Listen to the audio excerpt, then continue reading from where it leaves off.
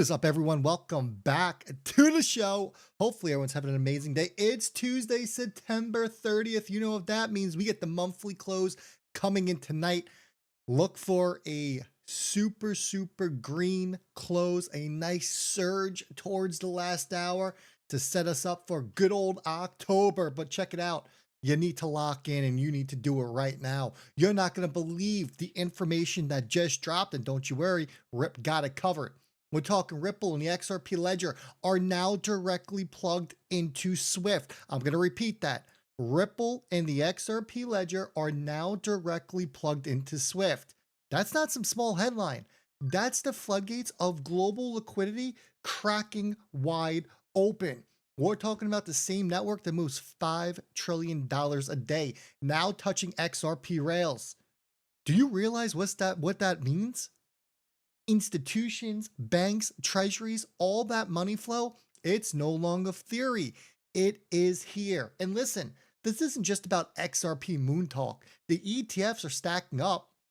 We got rumors out there. What Trump's about to do in Q4, rumors, we'll break them. Twitter, I like to call it Tweeter. Twitter is feeding you pure fear.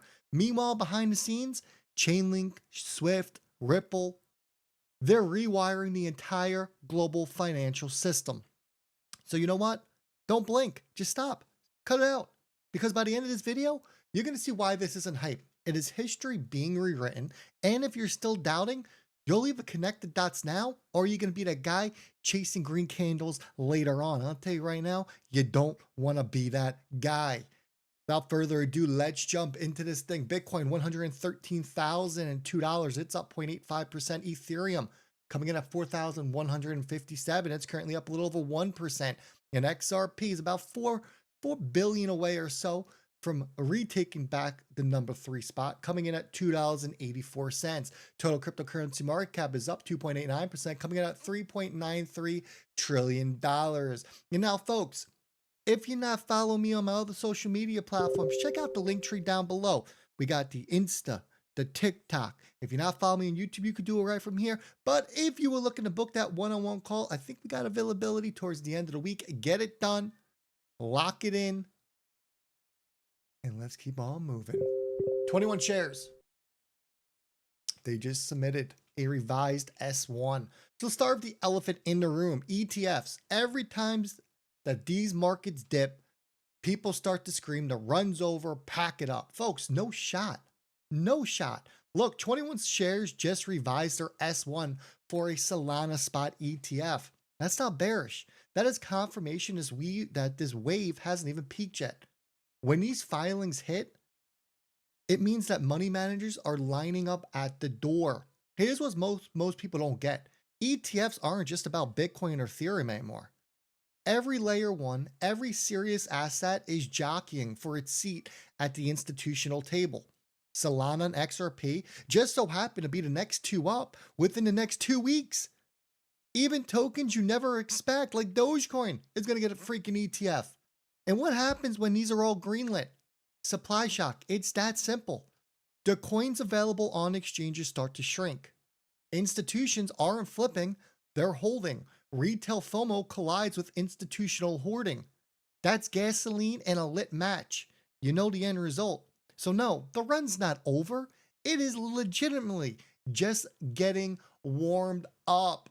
Now, I was going to jump over to Eric Trump. I'm going to save that for the next video, and we're going to save this as well, but I want to touch on this real quick. I never heard of this guy, Dip Wheeler. Don't know who he is. He said Trump's going to ban selling crypto in Q4, expected starting October 1. Folks, fake news. Never going to happen. This is the narrative that we see on Twitter now, right? Bull run's over, bull market's over, sell your crypto. Now, Trump's not going to let you sell it. Complete BS. We'll talk more about this fear campaign that is going on and the lies on social media in the second video today, because I want to make sure we hit the meat and potatoes here. And that's talking about Chainlink, SWIFT, and XRP, the real plumbing of the future. And we're going to kick it off right here. So Chainlink, SWIFT, and major institutions launched a blockchain solution to address a 58 billion in corporate action and efficiencies. Remember, the Sibos conference is going on. Today is day 2. Yesterday was the start of the event. If you don't know what Sibos is, the best way to explain it, it's exactly like Ripple Swell, but this is SWIFT's conference, right?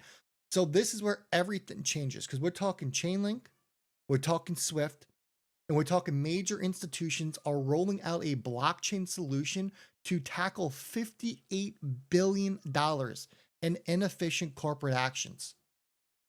This was stated on stage at Sibos yesterday, okay? There he is. That's Chainlink's co-founder, Sergey. But here's where the Twitter arguments kicks in, okay? They say if Chainlink has SWIFT, why is XRP 10 times more valuable? I want you to think about that, and we're going to listen to this clip real quick, and then we're going to get into it, and then we're going to get into the connection and how SWIFT is going to 100% be using the XRP ledger, whether they like it or not, folks. Here we go. It doesn't need to replace the existing systems. It can be made completely compatible. One good example of this is our work with SWIFT. So we've been working with SWIFT for over 7 years. Today, SWIFT announced 2 big things. One is a chain environment that we're working with them very closely on to provide various oracles there, data oracles, connectivity oracles, compliance, identity, and various other oracle types. And they also announced that they're going to be moving ahead with their interoperability work by, in their own words, supporting existing and emerging systems for various use cases. That is also a continuation of our work with them. So I'm happy to say that both the SWIFT community and SWIFT are starting to take interoperability more seriously, on-chain transactions more seriously, and seem to be going to the next stage. We're thrilled to be working with them. We're thrilled to be working with everyone in the SWIFT community, and very excited about now going towards real use cases, live in production implementations, where I feel we are now all rapidly going. We've also worked in the SWIFT community with folks like UBS. This is where we implemented some of our work with SWIFT and allowed tokenized funds from UBS to use existing SWIFT systems to subscribe to and redeem from tokenized funds. I think that this is really innovative use case because tokenized funds are really the main digital asset tokenization use case beyond stablecoins. It's really stablecoins, tokenized deposits, or CBDCs for payments, and tokenized funds on the asset side starting to form. There you go. And he states something very important here. He says, building on earlier pilots, SWIFT also will add capability to support interoperability across existing and emerging systems for various use cases. Interesting, right? And Dave comes out and is like, look, can someone from the XRP community explain how XRP is 10 times more than Link's value, where Link has a real partnership with SWIFT and a clear path to revenue to be shared with token holders? Well, I answered this, and I think it's very simple. Link and XRP aren't competing. They are playing completely different games here. Link is just middleware for data feeds. It secures oracles. XRP is the bridge asset for global settlement. It's the money that moves. One secure information, the other secures value between banks, central bank digital currencies, tokenized treasuries, and stablecoins. So Link moves info, price data. XRP is the actual global settlement here. You see the difference? The total addressable market for cross-border payments, dwarfs Oracle revenue by far. And Ripple has been partnering with SWIFT participants for years. This isn't XRP versus Chainlink. It is XRP inside the pipes of global liquidity. That's why the market value is 10x higher. And we showed you what Sergey said. Interoperability across existing and emerging systems. Now, there's a reason why Ripple and Chainlink have both partnered up, right? And we'll get to this. Veteran Crypto's like, look, it looks like the narrative's changing here. Ripple on the XRP ledger isn't replacing SWIFT. It is now finding new ways to inject itself into SWIFT, which leads us over to this. This is the twist that mainstream finally has to accept. XRP was never here to replace SWIFT. You can't replace SWIFT. SWIFT is a bunch of banks. If you replace SWIFT and there's no more banks, what's XRP going to do? You need someone to move the money. XRP was always meant to be plugged into SWIFT, whether that banking consortium knows it or not. And I'm going to show you one way coming up. What actually is happening here, it is far bigger than we ever thought because Ripple is finding ways to inject the XRP ledger liquidity into Swift itself. Think about that. 11,000 banks, and you see it on the screen, already plugged into Swift, now able to tap Ripple's rails via its partners. And we're talking about Thunes here. Thune's been a Ripple partner for a very long time. They plug their pay to bank services into Swift. That means Ripple's liquidity, routed through Thunes, now has access to every Swift connected bank. We're talking over 11,000. This isn't about Ripple building an alternative system. It's Ripple becoming the connective tissue inside of the existing one. Remember, money doesn't move without connectivity. And Ripple just proved that it can tap into the biggest network in the world. So when we take a step back and we look at this, Thunes plus Swift equals Ripple's bridge asset connecting to 11,000 plus banks. That's global scale.